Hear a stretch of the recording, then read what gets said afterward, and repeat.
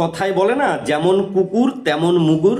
এই মিস্টার প্রসন্ন নামের ভদ্রলোককে দেখো, ব্যাংকের ছোট লোকের জবাব কিরকম ভাবে দিয়েছিলেন।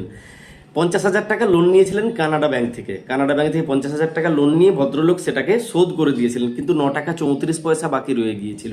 আর ওই 9 টাকা 34 পয়সার জন্য ব্যাংকের থেকে কল, মেসেজ, ইমেল আসতেই থাকে। ভদ্রলোক নাজেহাল হয়ে ব্যাংকে গিয়ে 10 টাকা দেন এবং লোনটা পুরোপুরি শোধ করে দেন, কিন্তু হিসেব অনুযায়ী উনি 66 পয়সা ফেরত পাচ্ছেন। উনি ব্যাংকের কাছে সেই 66 পয়সা ফেরত চান, কিন্তু ব্যাংক দিতে নারাজ হয়। 1 টাকার নিচে তারা ট্রানজাকশন করতে চায় না।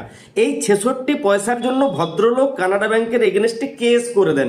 সেই কেসে ব্যাংকের ম্যানেজার সহ বিভিন্ন ব্যক্তিকে যে চপ্পল খেয়ে ফেলতে হয়। ভদ্রলোক নাছোড়বন্দা যতক্ষণ না পর্যন্ত 66 পয়সা আদায় করেছেন ততক্ষণ পর্যন্ত ব্যাংক কর্তৃপক্ষকে ছাড়েননি।